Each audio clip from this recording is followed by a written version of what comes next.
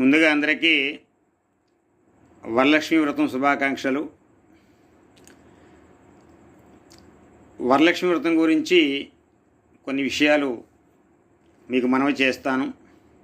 అందరూ కూడా చక్కగా ఈ యొక్క విషయాలన్నీ కూడా తెలుసుకుని మీ తోటి వారికి కూడా మీరు చెప్పి చక్కగా ఈ యొక్క విధానాన్ని మీరు అనుసరించండి. వరలక్ష్మి వ్రతానికి ముందు రోజు చారుమతీదేవి కథ చదవాలి లేదా చారుమతీదేవి కథ వినాలి. ఎందుకు వినాలి అంటే మీకు వింటే అర్థమవుద్ది. ఎందుకు చదవాలి అంటే మీరు చదివితే అర్థమవుద్ది.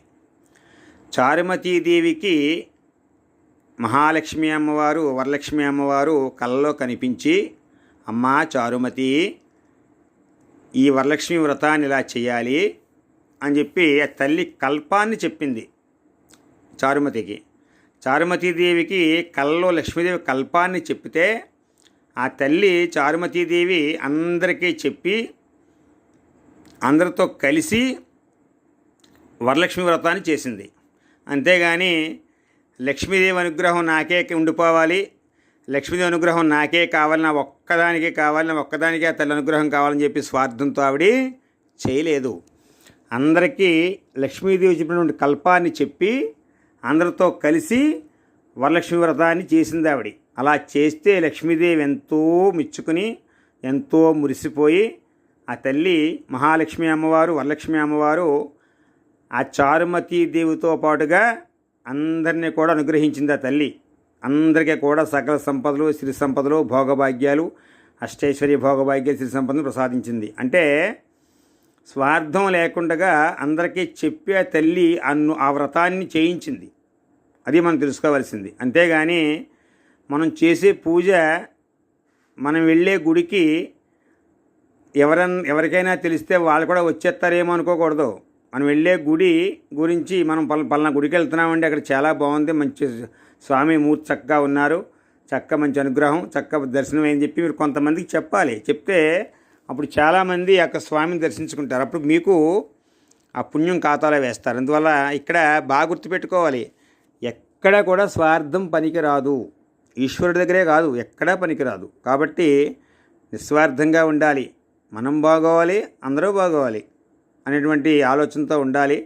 అలా ఎప్పుడైతే మీరు చారుమతీదేవి కథ విన్నారో మీకు చాలా విషయాలు బోధపడతాయి. బాగా గుర్తుపెట్టుకోండి. మీరు పూజ చేస్తే ఫలితం, మంచి ఫలితం. మీరు పూజ చేశారండి, మీరు పూజ చేస్తే మంచి ఫలితం మీకు ఈశ్వరుడు ఖాతాలో వేస్తాడు. అలా కాకుండా మీరు కొంతమందితో చెప్పి చేయించారనుకోండి పూజ, అప్పుడు కూడా మీకు కొంత పుణ్యఫలాన్ని మీ ఖాతాలో ఈశ్వరుడు వేస్తాడు. మీరొక్కలే పూజ చేయడం కాదు, మీరు కొంతమందికి చెప్పి చేయించాలి. అందువల్లే ఎప్పుడు కూడా ఈశ్వరుడు గురించి మనం 10 మందికి చెప్తూ ఉండాలి. చెప్తూ ఉంటే 10 మందికి విషయాలు తెలుస్తాయి. తెలిస్తే వాళ్ళు కూడా ఆ పూజను ఆచరిస్తే మీ ఖాతాలో ఈశ్వరుడు కొంత పుణ్యఫలాన్ని వేస్తాడు. కాబట్టి చారుమతీదేవి కథ తప్పనిసరిగా ఆ వరలక్ష్మి వ్రతానికి ముందు రోజు వినండి, లేదా చదవండి. అలాగే వరలక్ష్మి వ్రతం చేసుకోండి. వరలక్ష్మి వ్రతానికి చేసుకోవటానికి ముందుగా రోజు మీరు చక్కగా శుచిభూతులై మీ భర్త గారిని పిలిచి మీ భర్త గారు అనుమతి తీసుకుని మీరు వ్రతం దగ్గర కూర్చోండి. ఎందువల్ల ఈ మాట చెప్తున్నానంటే, మీరు అలా చెప్పలేదనుకోండి, ఆయన ఏదో పని మీద బయటికి వెళ్ళిపోవచ్చు, అయ్యో పనులు ఉంటాయి కదా వెళ్ళిపోవచ్చు. అలా కాదు, మీ పూజ అయ్యేంత వరకు ఆయన ఇంటి దగ్గరే ఉండాలి. బాగా గుర్తుపెట్టుకోవాలి మీరు నా మాటలో. మీరు ఆయన అనుమతి తీసుకుని చక్కగా మీరు ఆయన ఆశీర్వాదం తీసుకుని మీరు పూజ దగ్గర కూర్చోండి. ఆయన అనుమతి తీసుకు కూర్చోండి. కూర్చున్నప్పుడు ఆయన బయటికి వెళ్ళినా పర్వాలేదు, పూజ అయ్యే సమయానికి ఇంటికి రావాలి. మరి అంటే మీ పూజ పరిసమాప్తం అయ్యేసరికి ఆయన ఇంటి దగ్గర ఉండాలి. ఎందువల్ల ఉండాలి అంటే, ఆయనతో మీరు అక్షతలు వేయించుకోవాలి. ఆయన పాదాలకి నమస్కారం చేసి అక్షతలు ఆయనతో వేయించుకుని ఆయన ఆశీర్వాదాన్ని పొందాలి. మీ భర్త గారి ఆశీర్వాదాన్ని మీరు పొందాలి. పొందిన తర్వాతే పూజ ధరించి లెగాలి. అందువల్ల మీరు ముందు రోజే చెప్పండి మీ భర్త గారికి, రేపు వరలక్ష్మి వ్రతం అండి, మీరు కొంచెం ఇంటిగా ఉండడానికి ప్రయత్నం చేయండి, ఇన్ని గంటలకల్లా పూజలో కూర్చుంటాను అని చెప్పి ఆయన అనుమతి తీసుకుని పూజ అయిన తర్వాత మీ భర్త గారితో ఆయన పాదాలకు నమస్కారం చేసి అక్షతలు వేయించుకోండి. మీ భర్త గారు పాదాలు మాత్రమే మీరు ముట్టుకోవాలి సుమా, ఇంకెవ్వరి పాదాలు ముట్టుకుని నమస్కారం చేయకూడదు. ఏమన్నా మరి గురువులు చేయొచ్చా, బ్రాహ్మణులు చేయొచ్చా? పాదాలు పట్టుకుని ఎవ్వరికీ చేయకూడదు.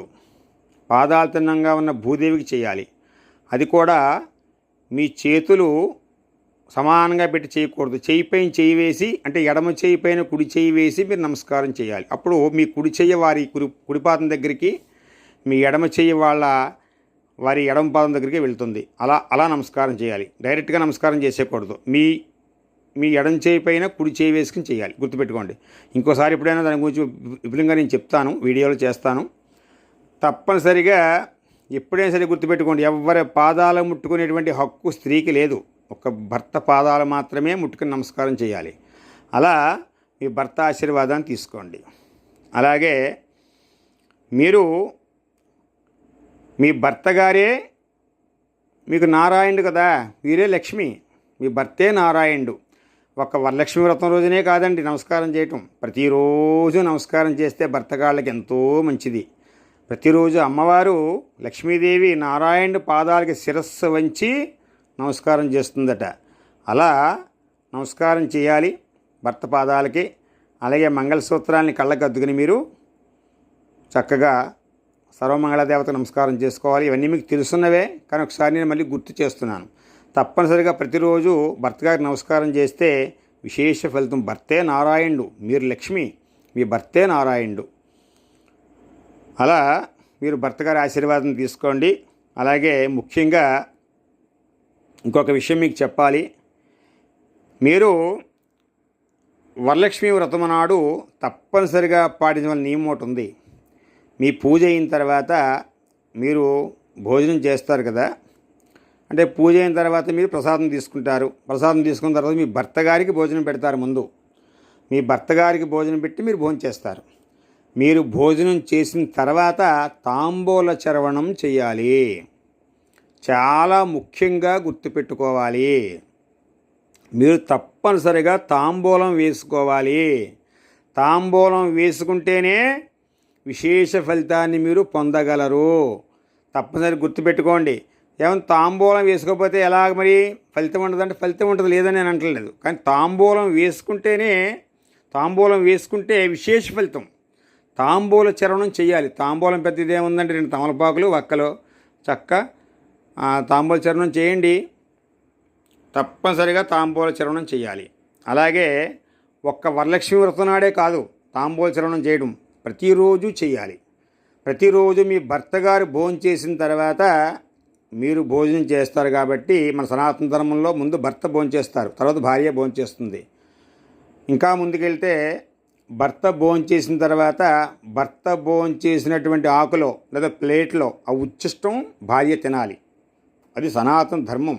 అలా పరమేశ్వరుడు భోజనం చేసిన తర్వాత పార్వతీదేవి ప్రసాదంగా తీసుకుంటుంది. పరమేశ్వరుడు భోజనం చేసిన తర్వాత పార్వతీదేవి ఆ యొక్క ఉచ్ఛిష్టాన్ని ప్రసాదంగా తీసుకుంటుంది. కాబట్టి అలాగే నారాయణుడు భోజనం చేసిన తర్వాత లక్ష్మీదేవి ఆ ఉచ్ఛిష్టాన్ని ప్రసాదంగా తీసుకుంటుంది. కాబట్టి మన సనాతన ధర్మంలో భర్త గారే నారాయణుడు, భార్య లక్ష్మి, భర్త నారాయణుడు. మీ భర్త గారు భోజనం చేసిన తర్వాత ఆ ఉచ్ఛిష్టాన్ని మీరు తీసుకోవాలి. అందులోనే మీరు మీ భర్త గారు తిన్న ఆకులోనే, మీ భర్త గారు తిన్న ప్లేట్లోనే మీరు భోజనం చేయాలి. ఉచ్ఛిష్టం అంటే అది.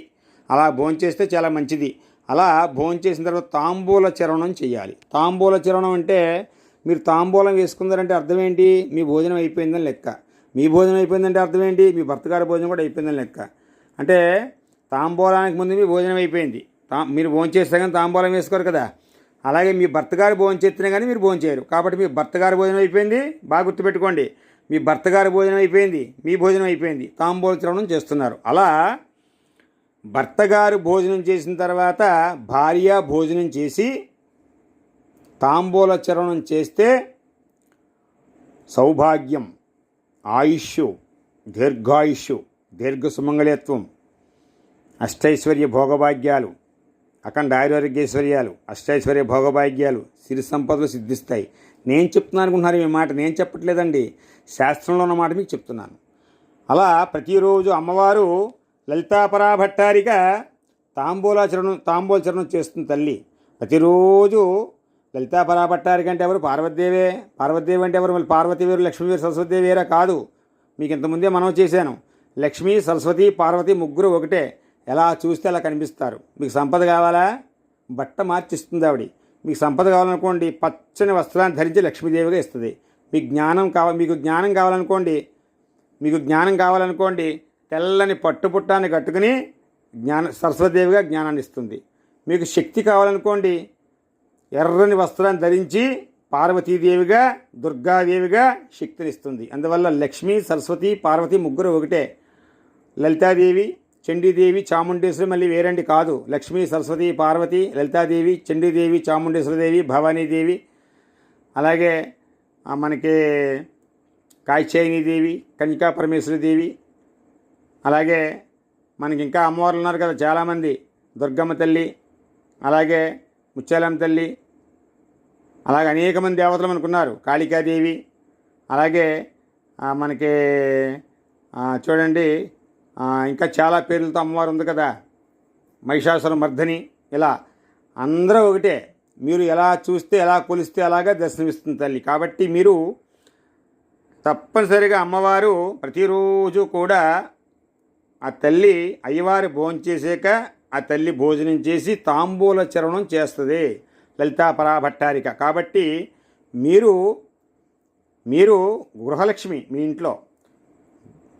ఇంటి ఇల్లాలే గృహలక్ష్మి, ఇంటి యజమానే నారాయణుడు, ఇంటి ఇల్లాలే పార్వతీదేవి, ఇంటి యజమానే శంకరుడు. కాబట్టి మీరు కూడా ప్రతిరోజు లలితాపరా భట్టారిక అమ్మవారిలాగా మీ భోజనం అయిన తర్వాత తాంబూల చరణం చేస్తే విశేష ఫలితం అండి. మీరు అసలు చూడండి, నేను నా మాటలు మీరు చక్కగా మీరు అర్థం చేసుకుని మీరు ప్రతిరోజు తాంబూల చరణం చేయండి, మీకు తెలిసిపోద్ది మార్పు. మీరు ప్రతిరోజు భోజనం అయ్యాక మధ్యాహ్నం చక్కగా తాంబూల చరణం చేయండి. దానివల్ల విశేష ఫలితాన్ని మీరు పొందగలరు. అలా చక్కగా ఈ యొక్క విషయాలన్నీ కూడా మీరు చక్కగా అర్థం చేసుకోండి, మరి ఆచరించండి.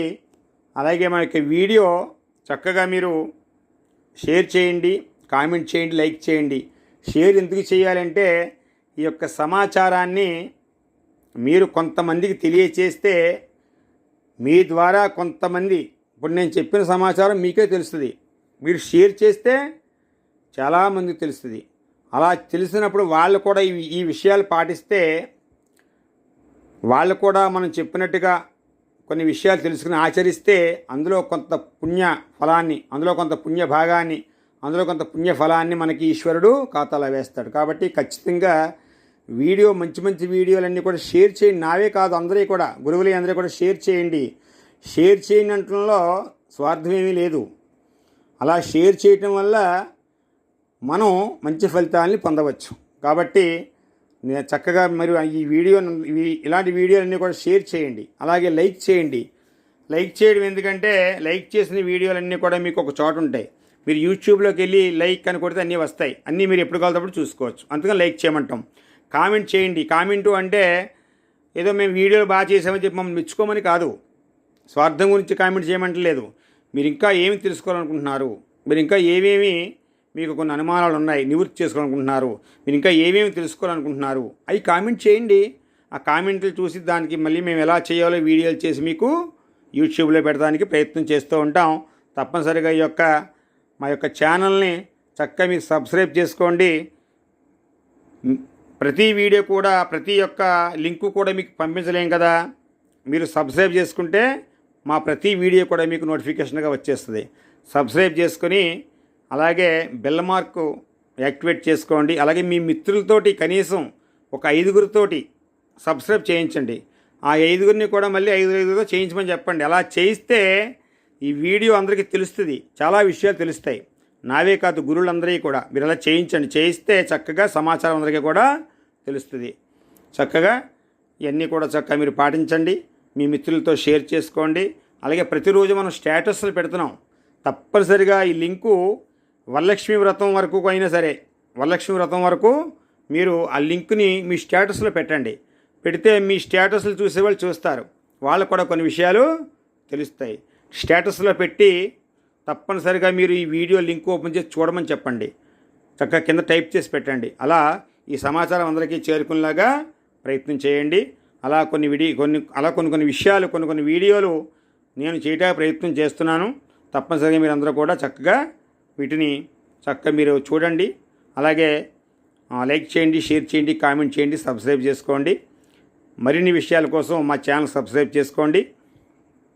సర్వే జన సుఖినో భవంతు, సమస్త సన్మంగళాని భవంతు, నిత్య శ్రీరస్తు, లోకా సమస్త సుఖినో భవంతు, సర్వే జనా సుఖినో భవంతు. సర్వం శ్రీ ఉమామహేశ్వర పరబ్రహ్మార్పణమస్తు. స్వస్తి.